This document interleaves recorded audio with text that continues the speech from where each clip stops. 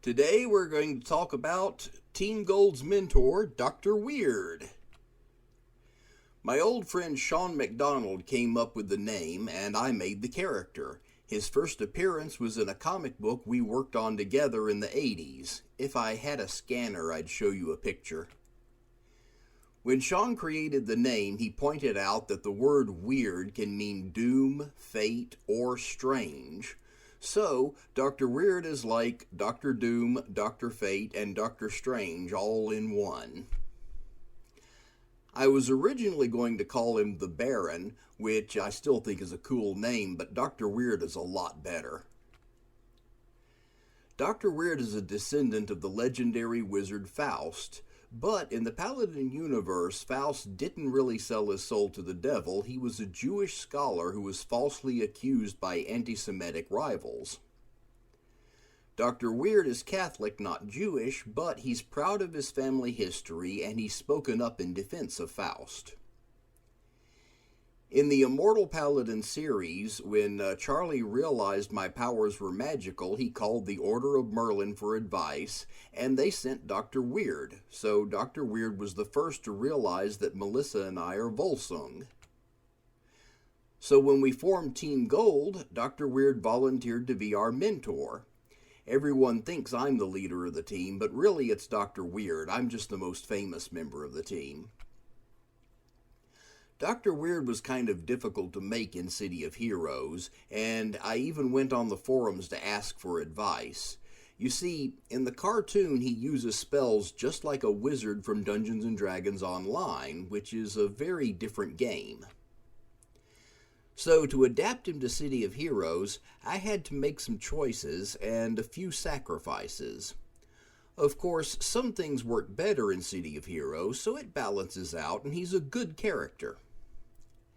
I made him a Dominator with electrical control and fiery assault. That way he gets the classic D&D wizard spells of Burning Hands, Fireball, and Lightning Bolt. Jolting Chains is the power that works most like D&D lightning. Tesla Cage and Paralyzing Blast both work like Hold Person, and Synaptic Overload is a mind control type spell, plus Gremlins is like monster summoning. And I use the power customization options to recolor several of his attacks so they don't all look like just fire and electricity. And finally, I selected pool powers that give him classical abilities like flight, teleportation, and invisibility, so he's a very versatile character. Mystic Flight includes a teleport. Okay, now I'm here in the game with Dr. Wyrd, and the first thing I want to show you is, of course, his alternate costumes. Let's see, here we go. Zoom in real close and turn around so you can see. Now, the only thing that's changed here is his face. But the reason he looks like this, and this is how he looked when he first appeared in the cartoon, the reason he looks this way is that when he was in Antarctica, he ran into some Cthulhu-type monsters, and it traumatized him, scarring his face. He ended up being cured when he ate his golden apple, so he doesn't look like that anymore.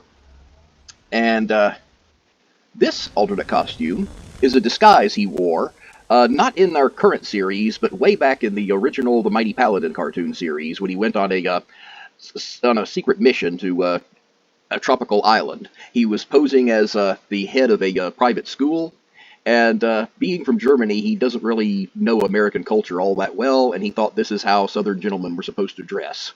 Karen Hare, of course, made fun of him and told him that certainly would be appropriate if it were 80 years ago. Anyway, he looks like Colonel Sanders, so I thought that was kind of cool. Oh, wait, I hit the wrong button. So let's go back to his normal costume and take the view back to where it needs to be.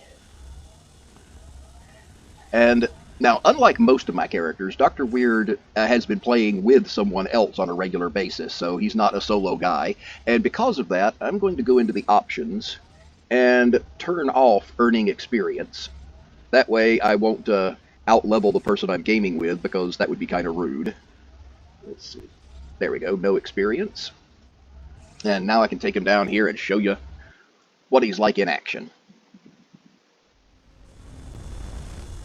Let's see. Here's his little gremlin summoning.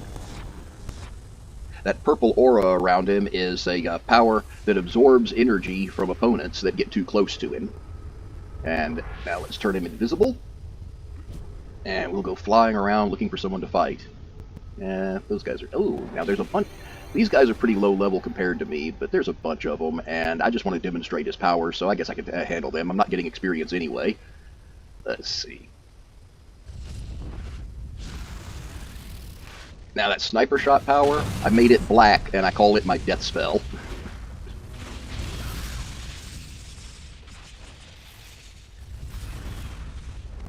Now,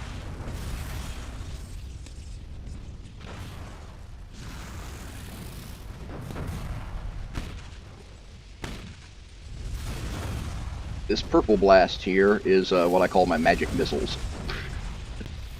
And of course this is the fire breath power, which, since I've got the thing set to come out of my hands, I call it my burning hands spell. Let's see.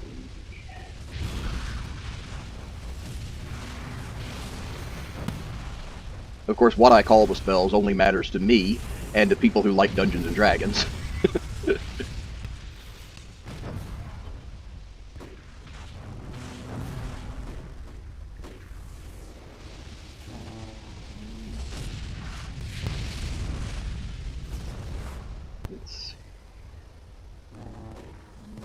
I usually use that spell when I first attack a group. It holds them all in place and keeps them from rushing up at me, but sometimes I use it on people that are trying to get away to stop them. Alright. Oh, here's someone up close. Alright. Now these people over here I'm going to do something fun with. I'm going to use my little mind control spell and get them to fight each other for a little while I watch. Well, they're just standing there. Come on, fight. That was disappointing. It usually works better than that. I'll try it again in a minute and see if it'll work better.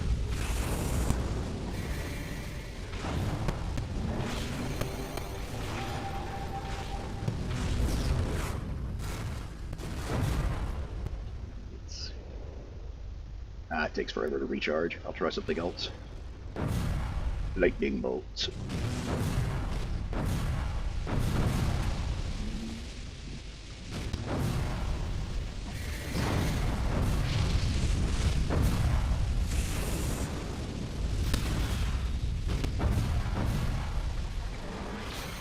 This isn't Dr. Wyrd's usual strategy. I'm just having a little fun here.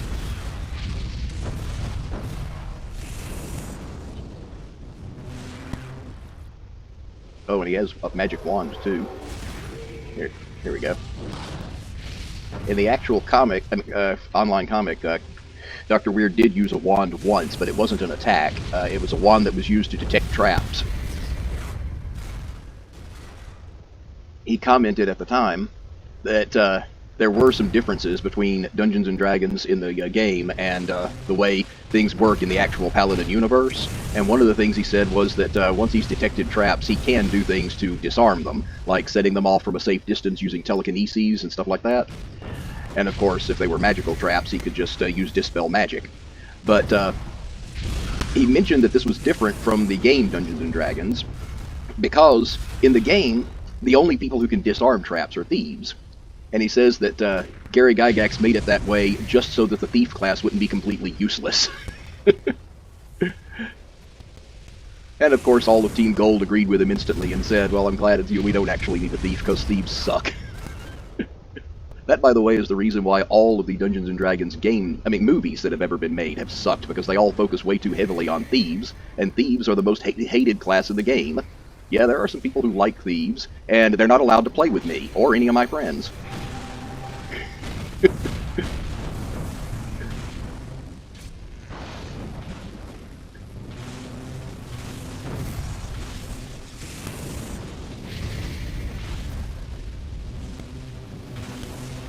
I really think the only reason the thief class even got included in the game to start with is because when Bilbo Baggins got hired, his job title was burglar.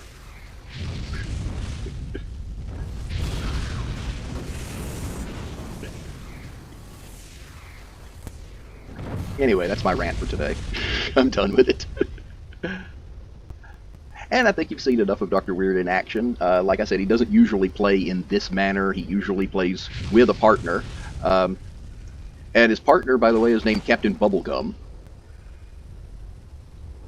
I didn't name him, my friend did. Name her, I'm sorry. My friend is a guy, but the character he's playing is a girl. Anyway, until next time, when we're going to do another character, I think this time I'm going to do Wu Fang Chu, because he's a really important character to the Paladin universe, and he's a really cool character in this game. He uses illusion powers. All right, until next time, bye-bye.